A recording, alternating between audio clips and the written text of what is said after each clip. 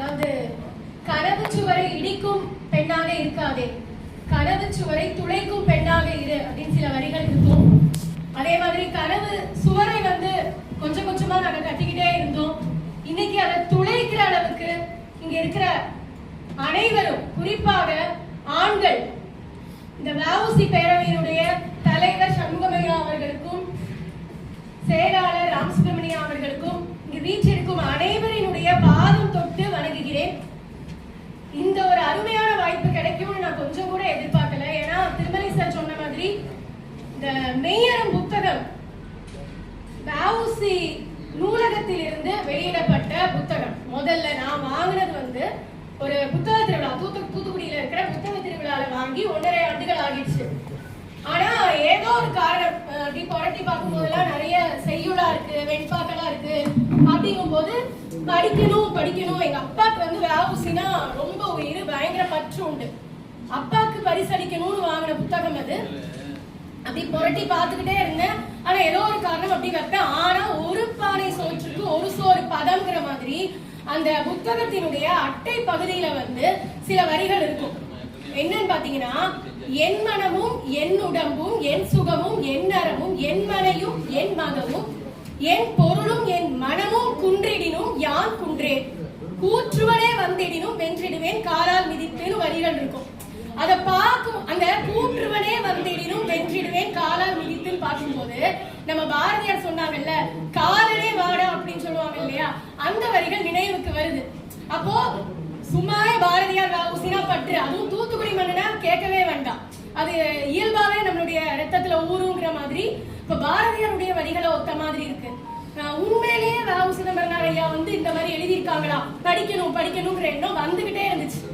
எப்ப அது சாத்தியமாச்சுன்னா, நான் திருமலை சாருக்கு ரொம்ப நன்றி சொல்லணும். நவம்பர் மாசம் எனக்கு ஒரு கட்டுரை கேட்டிருந்தாங்க. வஉசியினுடைய தமிழ் பற்ற வச்சு ஒரு கட்டுரை எழுதிட்டாங்க அப்படி. அதற்காக தான் இந்த புத்தகத்தை நான் முதல்ல எடுத்தேன்.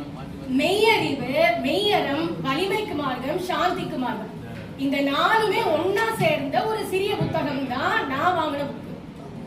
அப்போ அதுல அந்த மெய் அறிவு இருக்குல்ல, முதல்ல வர்ற அந்த மெய் அறிவு, அது 4 அடிகள் வெண்பாக்கள் கொண்டதா இருந்துச்சு. எங்க வச்சு எழுதினாங்கன்னு பாத்தீங்கன்னா, சிறையில செக்கிழுத்து சிறையில கஷ்டப்பட்டப்போ எப்படி ஒரு மனிதர் இரவு பொழுதிலேயே எழுதியிருக்காங்க அப்படின்னு பார்க்கும்போது ரொம்ப ஆச்சரியமா இருக்கும். அதுக்கு நமக்கு விளக்கமே தேவையில்லை. அந்த மாதிரி பத உரை, கருத்துரை, அப்ப எனக்குள்ள ஒரு பயங்கர ஒரு குற்ற உணர்ச்சி. 1.5 ஆண்டுகளா நம்ம ஏன் இந்த புத்தகத்தை எடுக்காம வச்சிருந்தோம்? ஒரு கட்டுரை வடிவா இருந்தா படிக்க எளிமையா இருக்குன்னு எடுத்தோம். வெண்பா வடிவுனா கடினமா இருக்கும் நம்மளே மனசுக்குள்ள நினைச்சுக்கிட்டோமா அப்படின்னு தோணுச்சு. 2 நாட்கள்ல அதை படிக்க முடிஞ்சது. படித்த பக்கத்தையே திருப்பி படிச்ச மாதிரி இருந்தது. ஏன்னா சிறையில இருக்கிறவங்க எல்லாருமே விடுதலை போராட்டத்துக்காக வந்தாங்கன்னு சொல்ல முடியாது. கொலை செஞ்சவங்க, கொள்ளையடிச்சவங்க, பல தவறுகள் செஞ்சவங்க வந்திருக்கலாம். அவங்களுக்காக ஒரு மனிதர் இப்ப எவ்வளவு கருணை உடையவர் பாருங்க. அவங்க எழுதியிருக்காங்க அப்படிங்கும்போது ரொம்ப எளிமையா இருக்கும். விதி என்றாழ்கின்றார் வீணாக துன்பில், விதி விதிக்க தம்மை அன்றி வேறு பதியொருவர் உண்டென்று நம்பின்னு ஒரு வார்த்தை கொடுத்துருவாங்க. நம்ம செஞ்ச அந்த வினைகளுக்கு தான் நம்ம அனுபவிக்கிறோமே தவிர நம்ம பிறரை சாடக்கூடாது அப்படின்னு வரும். அந்த காலத்தை ஒத்த பாரதியாரா இருக்கட்டும், வஉசியா இருக்கட்டும், எல்லாரும் அந்த ஒருமித்த கருத்துக்களோட தான் இருக்காங்க. ஆனா ஏன் இன்னும் அந்த கருத்துக்கள் இன்னும் வெளியில வரல? அப்ப நமக்கு அது ரொம்ப வேதனையா இருக்கு. அப்ப அரும்பத உரையோட மெய் அறம் எழுதப்பட்டிருக்கும். சரிங்களா? அந்த அரும்பத உரைன்னு எழுதியிருக்கும் போது எனக்கு என்ன தோணும்னா, மொத்தம் 1250 வரிகள் இருக்கு. அந்த 1250 வரிகளையுமே இதுதான் அந்த புத்தகம். இது நம்ம மரகத மீனாட்சி அம்மா எழுதியிருப்பாங்க. ஒவ்வொரு வரிகளுக்கும் விளக்கத்தோட எழுதியிருப்பாங்க.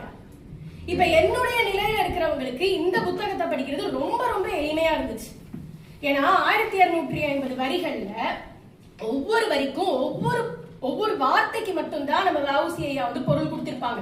அப்ப இருந்தவங்களுடைய தமிழ் அறிவு இன்னும் பல மடங்கு உயர்வா இருந்துச்சு. அதனாலதான் ஒரு வார்த்தையோட முடிச்சுட்டாங்கன்னு நினைக்கிறேன். ஆனா இவங்க திருவள்ளுவர் மேல எவ்வளவு பற்றுடையவராக இருந்தார்கள் என்பதற்கு அது ஒரு மிகப்பெரிய சான்றா இருக்கும். ஏன்னா எல்லா அதிகாரங்களுமே இந்த ஊக்கமுடைமை, அடக்கம், ஒழுக்கம், இப்படி எல்லாமே திருவள்ளுவரை ஒற்றதாக இருக்கும். 7 வார்த்தைகள்ல திருவள்ளுவர் எழுதியிருக்காங்கன்னா 4 வார்த்தைகள்ல வ.உ.சி எழுதியிருக்காங்க. இப்ப வந்து திருக்குறள் முற்றோதல் இருக்கு. திருக்குறளை முழுசா படிச்சு சொல்லணும் அப்படிங்கிறாங்க. ஏன் பாரதியினுடைய புதிய ஆத்திச்சூடி இப்ப வர ஆரம்பிச்சிட்டு. கண்டிப்பாக இந்த மெய்யறம் எல்லாரையும் போய் சேரணும். ஏன்னா மெய் அறம் அந்த வார்த்தையிலே தெரியுது. இறுதி வரியா தான் வ.உ.சி வச்சிருக்கிறாங்க. என்னன்னு பாத்தீங்கன்னா அருள் கொடு மெய்யரமாற்றி மெய்யரம் அடைகன்னு ஒரே வார்த்தையில முடிச்சுட்டாங்க. அதுல அத்தனை அந்த சாராம்சமும் வந்து 5 பகுதிகளாக பிரிக்கப்பட்டிருக்குது. மாணவரியல்னு சொல்லி ஒரு 30 அதிகாரங்கள். மாணவர்கள் வந்து சின்ன வயசுல இருந்தே கல்வி கற்கிறது மட்டும் இல்ல, பெற்றோர்களை பேணுதல், என்ன செய்யலாம் என்ன செய்யக்கூடாது, இது எல்லாமே மாணவரியல்ல வந்துடும். அடுத்தது இல்வாழ்வியல் பாத்தீங்கன்னா அதுல ஒரு 30 அதிகாரங்கள். இல்வாழ்வியல் ரொம்ப ரொம்ப அழகா இருக்கு. அதுல உயிர் துணை கொழல்னு ஒரு அதிகாரம், உயிர் துணை ஆளுதல் ஒரு அதிகாரம் இருக்கு. ஒவ்வொரு அதிகாரத்திலேயுமே 10 வரிகள். என்னன்னு பாத்தீங்கன்னா அந்த முதல் வரி அதனுடைய விளக்கமாக இருக்கும். அதுக்கப்புறம் வர்றது இப்படி செஞ்சா நல்லா இருக்கும், இப்படி செய்யக்கூடாதுன்னு இருக்கும். கடைசி 2 வரிகள் தான் ரொம்ப முக்கியம். நீங்க இப்படி செஞ்சா இப்படி இருக்கலாம், செய்யலனா அப்படிங்கிற மாதிரி நம்ம கிட்டே விட்டுருவாங்க. அது நம்மளுடைய அந்த சிந்தனை விசாலமா தான் ஆக்கும். அந்த உயிர் துணை ஆளுதல் இருக்கு இல்லையா, பொதுவாவே யோசிச்சு பாருங்க. 1914 இந்த புத்தகத்தினுடைய முதல் பதிப்பு வந்திருக்கு. அப்போ நம்மளை பொறுத்த வரைக்கும் இப்ப திருமலையா சொன்னாங்க, ரொம்ப அழகா ஒரு வார்த்தை சொன்னாங்க, சுதந்திரத்திற்கு முன்னாடி வந்து பெண்கள் ரொம்ப வலிமையா இருந்தாங்க அப்படின்னு. நம்ம என்ன நினைப்போம், உயிர் துணை ஆளுதல் யாரா இருக்கும், கண்டிப்பாக ஆண்களா தான் இருக்கும்னு நினைப்போம். அழகா எழுதிப்பாங்க, இருவருள் அறிவில் பெரியவர் ஆள்கள் எழுதிட்டாங்க. ஏன்னா எல்லா விஷயங்களுமே கணவன்மார்களுக்கு மட்டுமே தெரிஞ்சிருக்கணும்னு இல்ல, மனைவிக்கு ஒண்ணுமே தெரியாதுன்னு கிடையாது. சில துறைகள் அவங்களுக்கும் தெரியும், சில விஷயங்கள் இவங்களுக்கும் தெரியும். அப்போ இருவருள் அறிவில் பெரியவர் ஆள்கிற வரியிலேயே அவங்க வந்து எவ்வளவு முற்போக்கான சிந்தனை உடையவர்கள்னு தெரிஞ்சிருச்சு. எந்த இதுல யார் யார் உயர்வா இருக்காங்களோ அவங்க வந்து அவங்களுடைய வழிகாட்டுதலின்படி நடக்கலாம் அப்படின்னு சொல்லி அதுக்கு அடுத்த 332வது வரி என்னவா இருக்கு தெரியுமா, ஆண் பால் உயர்வெனல் வீண் பேச்சென்க இருக்கு. ஆண் பால் ஒரு ஆணா இருந்துகிட்டு இந்த வரியை எவ்வளவு அழகா எழுதியிருக்கிறாங்க. ஆண் பால் உயர்வெனல் வீண் பேச்சென்க அப்படின்னு சொல்லிட்டாங்க. அப்படி சொன்னவங்க நம்ம சண்முகமையா ஒரு வார்த்தை ரொம்ப அழகா சொன்னாங்க, மாதொரு பாகன் அப்படின்னு. இதுல இருவராய் தோன்றினும் ஒருவரை ஆவர்னு எழுதுறாங்க. அதே உயிர் துணை ஆளுதல்ல அந்த இடத்துல நம்ம மனசுல வ.உ.சி ஐயா ஏதோ உச்சமான இடத்துக்கு போயிடுறாங்க. 2 பேரையும் பத்தி ஆள்றத சொல்லிட்டு இருவராய் தோன்றினும் ஒருவரே ஆதல் அப்படின்னு சொல்றது எவ்வளவு ஒரு அழகான வார்த்தை. அந்த மாதொரு பாகனுக்கு இது ஒரு மிகச்சிறந்த எடுத்துக்காட்டு இல்லையா. இது எல்லாத்தையுமே விட்டுருங்க.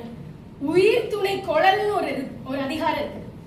அதுல 326வது வரி என்னன்னு பாத்தீங்கன்னா, இப்பதான் வந்து இந்த பெரியார் கருத்துக்கள் எல்லாமே ரொம்ப பிரபலம் அடைஞ்சுக்கிட்டே வருது. பெரியாருக்கும் முந்தைய காலம் 1914ஆம் ஆண்டு இவங்க எப்படி எழுதியிருக்காங்க பாருங்க, துணை இழந்தாரை மணப்பது புண்ணியம் எழுதியிருக்காங்க. இந்த சிந்தனை யாருக்கு வரும், நம்ம பாரதியாரினுடைய புகழ் வந்து வெளியில வருது, வ.உ.சியினுடைய இந்த இது இன்னுமே வெளியே வரமாட்டேன். துணை இழந்தாரை மணப்பது புண்ணியம்னு சொல்லி அந்த பெண்களினுடைய பார்வையிலையும் பாக்குறாங்க. அப்படிங்கும் போது எங்கேயோ இடத்துக்கு போயிடுறாங்க. சரி, அதையுமே விட்டுருங்க. ஆசிரியரை அடைதல்னு சொல்லி 7வது அதிகாரம் ஒண்ணு இருக்கு. அந்த 7வது அதிகாரத்துல இருப்பாளரும் தகுதியுடையவர் ஆவர் இருந்துச்சு ஒரு வரி.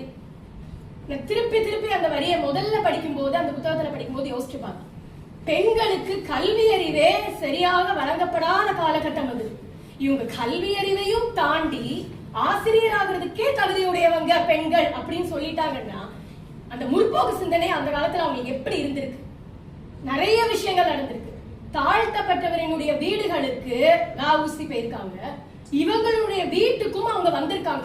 வெளியே தெரியாத இந்த விஷயங்கள் எல்லாமே வெளியே தெரியாததா இருந்திருக்கு. இதை வந்து இந்த புத்தகம் வந்து எனக்கு கிடைக்கிறதுக்கு முன்னாடியே நான் மரகதம்மாட்ட பேசினேன்.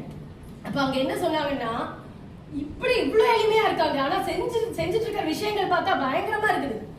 இந்த 1650 வரிகளுக்கும் கூகுள்ல விக்கி புக்ஸ்ல கிளிக் பண்ணீங்கன்னா அந்த லிங்க் விக்கி புக்ஸுக்கு எடுத்துட்டு போயிரு. தமிழ் மின் நூலகம் இருக்குல்ல, அதுல பதிவேற்றம் பண்ணிருக்காங்க.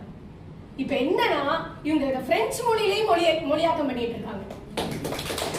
எவ்வளவு பெரிய விஷயம். அதாவது இளைஞர்களுக்கு நல்வழி காட்டுதல்ல தொடங்கி இந்த புத்தகத்தையும் இப்படி கொண்டு வரணும். அது மட்டும் இல்லாம தமிழக அரசு எப்படியாவது இதை தமிழ் பாட புத்தகத்துல ஒரு பகுதியாக்கணும்னு நினைச்சிட்டு இருக்காங்க. ஏன்னா இதுல அரசியல் ஒரு பகுதி வருது. அதுல 50 அதிகாரங்கள் இருக்கு.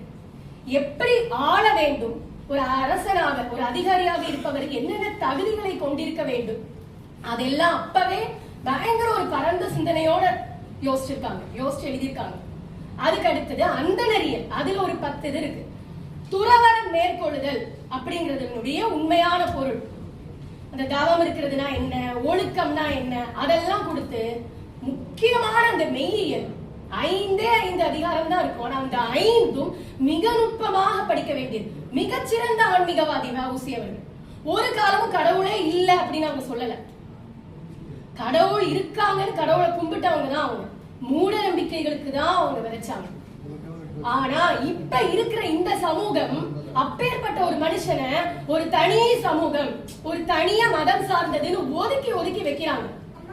அதனாலதான் அவங்களால இவரை அப்படி ஒரு பரந்த வெளிக்குள்ள கொண்டு வர முடியல. இந்த புத்தகத்தை நாம எல்லாரும் கட்டாயம் வாசிக்கணும். இத விளக்கத்தோட படிக்கும் போது இன்னும் நம்மளால அந்த சுவையை உணர முடியும், அந்த பொருளை உணர முடியும். இந்த ஒரு அருமையான வாய்ப்பினை எனக்கு அளித்தமைக்கு வ.உ.சி. நற்பணி மன்றத்திற்கும் குறிப்பா திருமலை சாருக்கும் எனது நன்றிகளை நான்